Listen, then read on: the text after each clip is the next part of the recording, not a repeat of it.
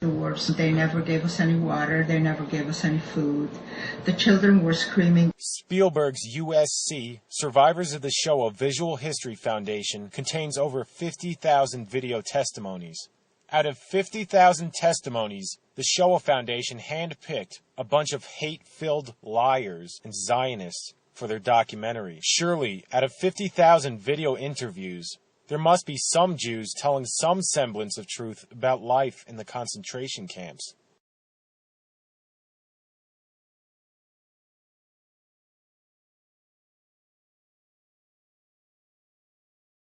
We also had an orchestra where some of the musicians stood together, and one musician was so good that he had the instruments playing and he wrote the notes, so later on we had a band who played over the weekend. And that was, of course, helping us. You know, we also did plays and stuff. Were there any cultural activities happening in Auschwitz? Yes. I told you we had a piano put into not just a piano, a grand piano was brought into Block 1. Once that was built, that new block, the downstairs room was assigned for theater. When he wanted to build a stage curtain in that new Block 1, which was the big dining room was going to be also as a stage, so performances could be done for women there, cultural. He said, for heaven's sake, isn't there anybody here who can help me sew on these curtain rings for the stage? I do it for you, he says. And I came forward and I helped him with the curtain stage, and that was wonderful because I had a man sitting across me for a change. And my roommate is in charge of work assignments, and if you happen to know music, what instruments do you play? I said, I learned piano, but not good enough for an orchestra. I can tell you that right now. And he said, well, then maybe you know the notes. I said, yes. He said, well, then I can use you, because we have to write it from the original music piece, what the director gets, to the instruments. And so from each instrument has only a short line on the whole paper. So I had to take it apart and write for each instrument from that what I had to do. That I had to even make the lines. We didn't have paper that was pre-printed for notes, nothing. So I spent the whole day there for a while until we were taken away from Auschwitz. Well, then she saw me work there. I had a big table where I could work and lay out all the paper, and it was very peaceful and relaxing. And Otto wanted to talk more to me. That is when I met that SS man at one time. That was the last job I did while I was in Auschwitz.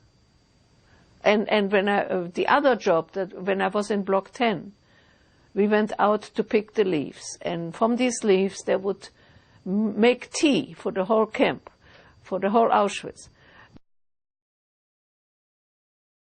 How did you entertain yourselves? Well, there were, at the beginning of those days, there was a library where people could get books to read. There were newspapers which we could get. And also among ourselves, sometimes we had a violin quartet.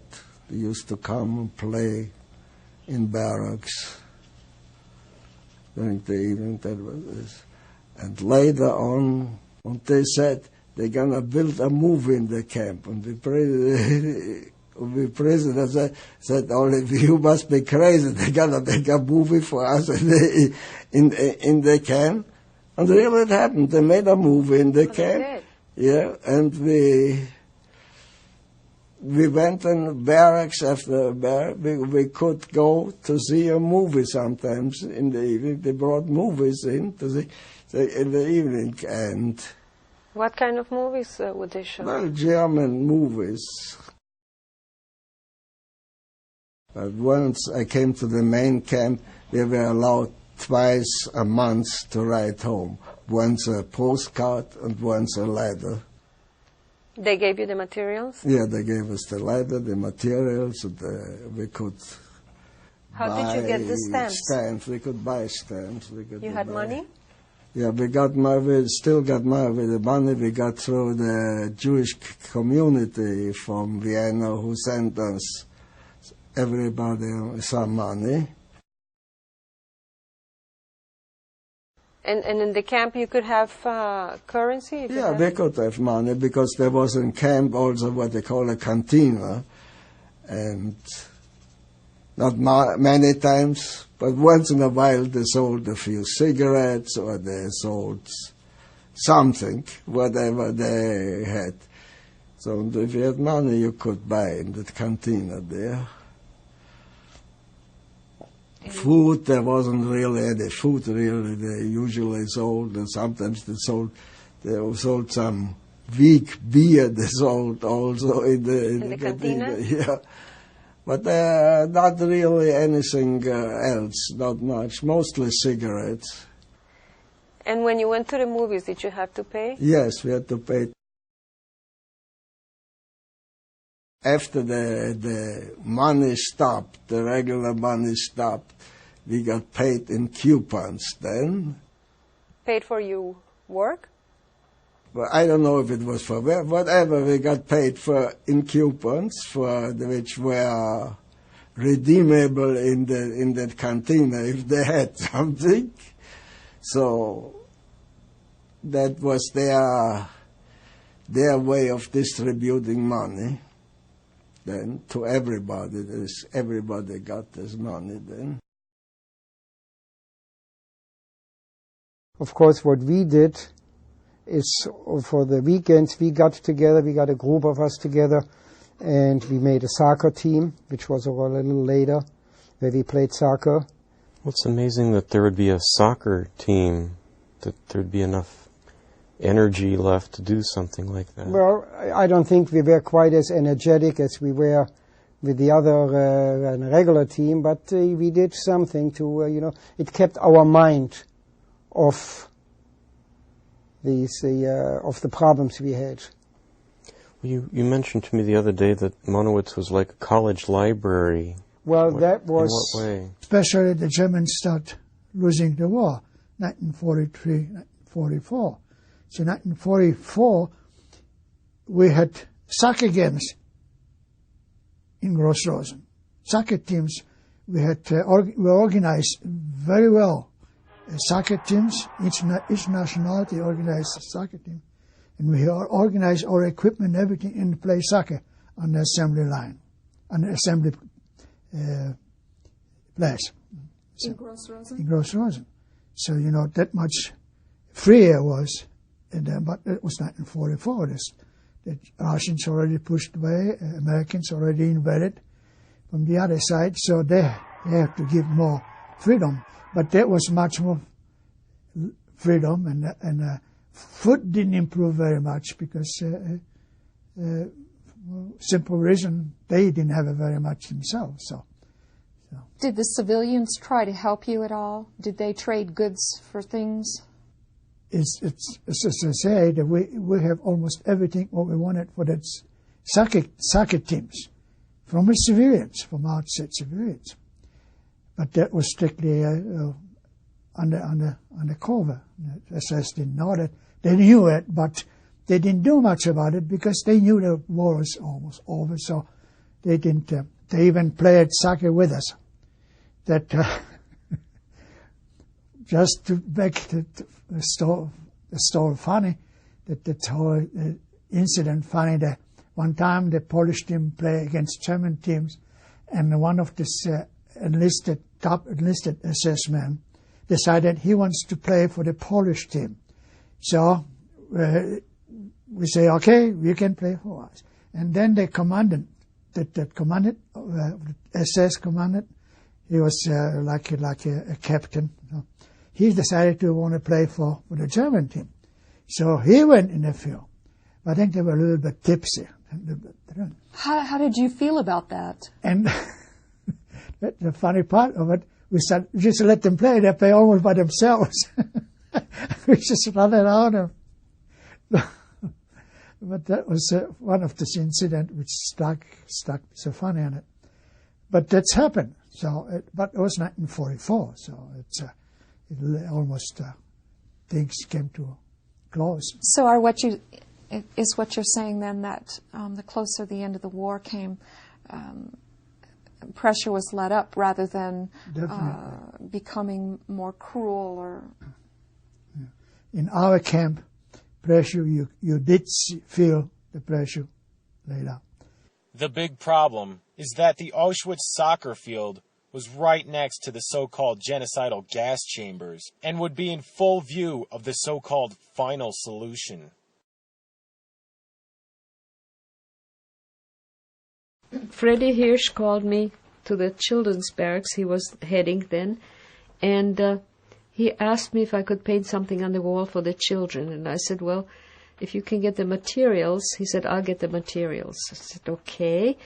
And then a very handsome young blonde man from the men's camp came over one day, and Freddie Hirsch called me to come and meet him.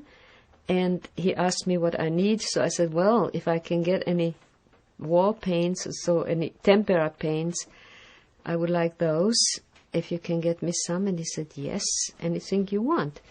And so before I knew it, Freddie had the stuff ready for me, and I started painting. At first, not knowing what, I looked at that huge drab, it was kind of olive-colored, like all the barracks were, wall, and I thought, well, the thing to do is to make it look like we are in a Swiss chalet on the deck, and there is a balustrade with flowers on flower pots on it, and we are looking out at the beautiful meadows and maybe see some cows and sheep and stuff. And I started painting.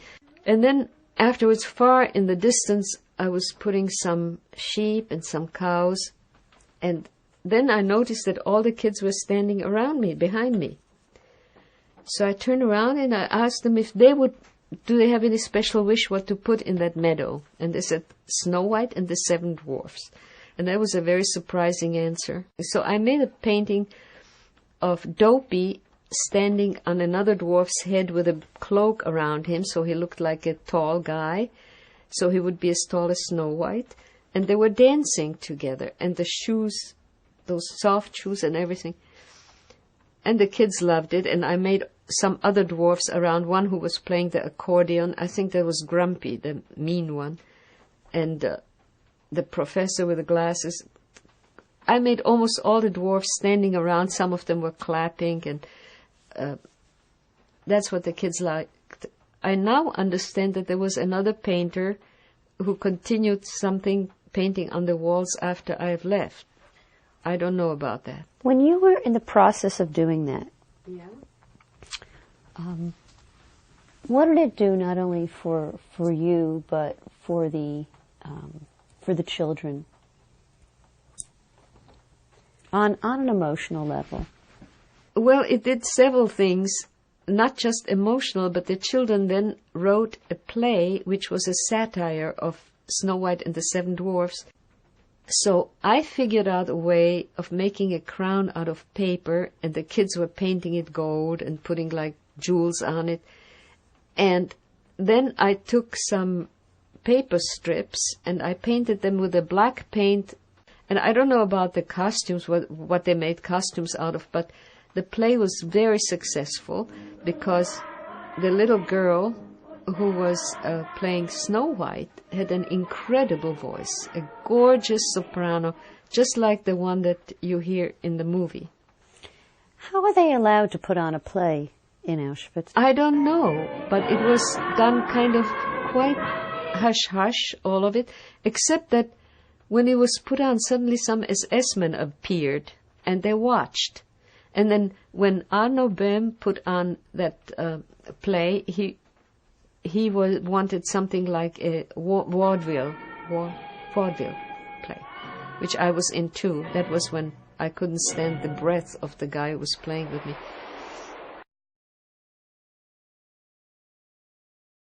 What was the process for the casting? I mean, how were people selected to be in this play or that play?